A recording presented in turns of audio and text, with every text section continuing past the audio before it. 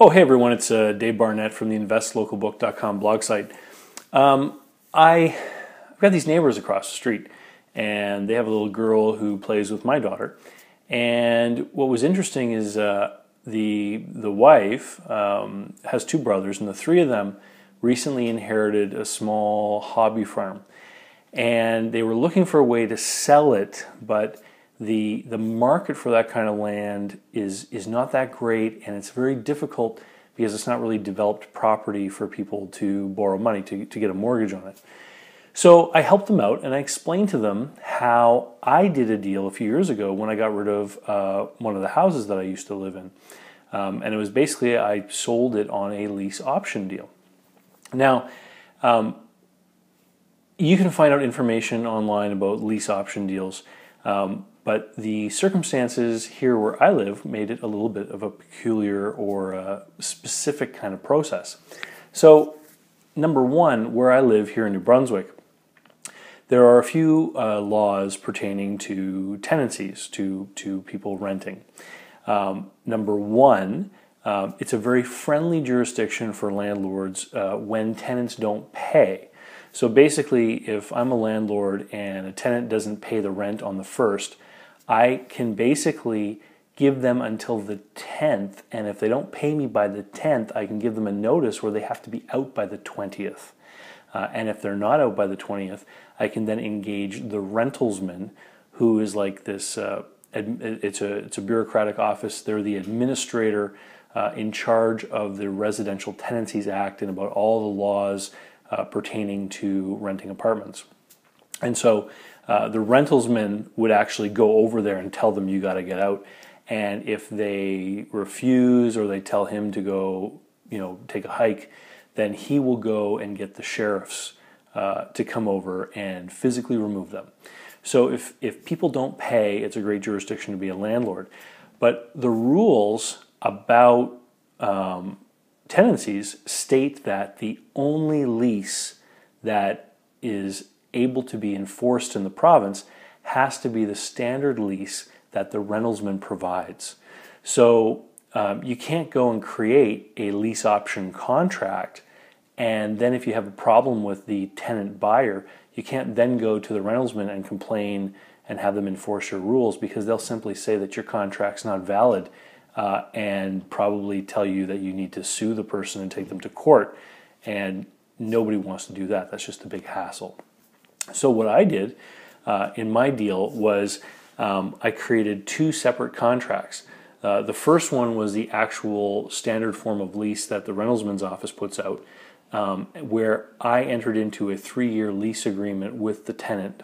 And the lease agreement simply said that they were leasing the house from me for $1,300 a month, and that was it. And it was a fixed term lease, so it started on a certain day and it went for 36 months.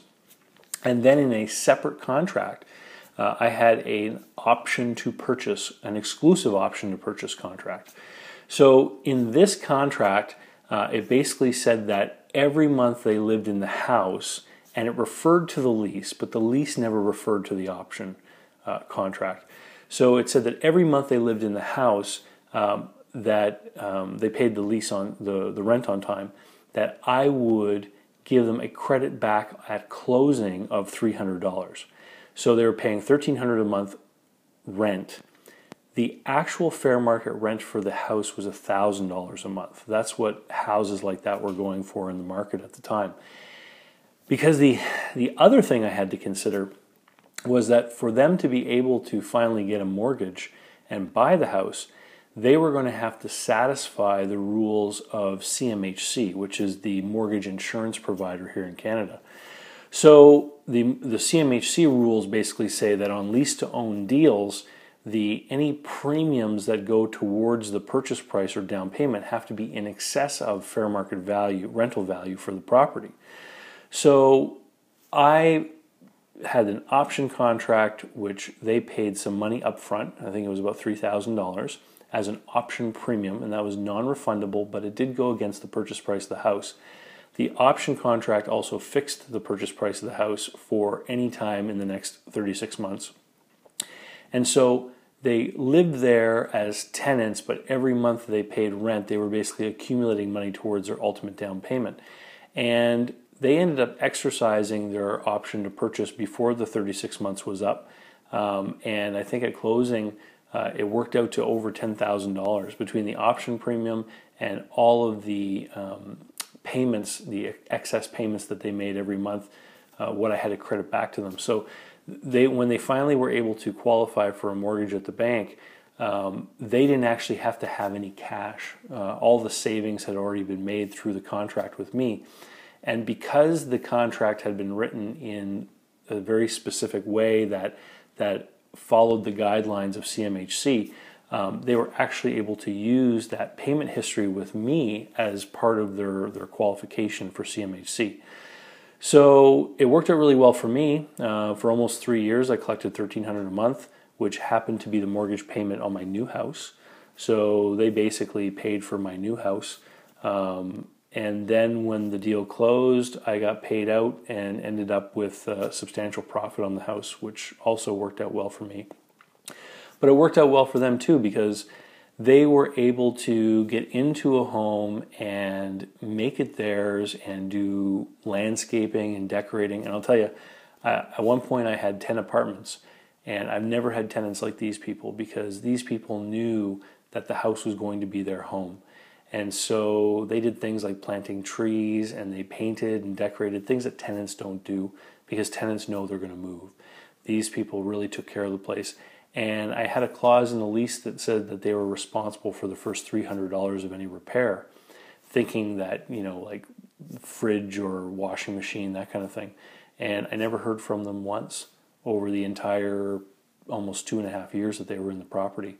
So it worked out well for them, because they were business owners that had unfortunately suffered a bankruptcy because they held a huge receivable from a big construction company that went under. And then they weren't paid, and that forced them under, because as small business people, they were personally guaranteeing a lot of their business's debts and obligations. So they were forced to go under. And so they couldn't qualify for a mortgage, and they got into the deal with me and were able to work towards getting that mortgage, and then they finally executed the deal. So my neighbors across the street, they basically set up the same sort of deal. I actually showed them the documents that I had used, and they copied my process. And they were able to get a young woman in there who is living there and is developing it into like an organic farmstead kind of place. And because they were able to be flexible in how they arranged the deal with her, they were able to sell it for more than they likely would have been able to if they had listed it with a real estate agent. And of course, it's a win-win deal for the sellers, because they're going to end up with more money ultimately. And number two, if the person doesn't pay the rent on time, or the deal falls apart for whatever reason, the property is likely going to be improved, and they're collecting money every month from it, and they ultimately still own it. The title is still in their name until they eventually get to the point where they're paid out entirely. And then there's no more risk for them. Anyway, so that's just an example of one of the sort of creative type deals that I've actually put together for myself. Here, that was what is referred to as a lease option contract or lease option deal. And I don't do a lot with real estate right now, with the exception of the surplus military home that I'm getting into now, just because I think that things are a little bit more than fairly valued right now in the general market, unless you can get a steal of a deal. But yeah, if you want to learn more about making private investments that are much smaller and much more lucrative than many real estate deals turn out to be, then you should read my book, Invest Local. It's available from Amazon or from my website, investlocalbook.com. Thanks.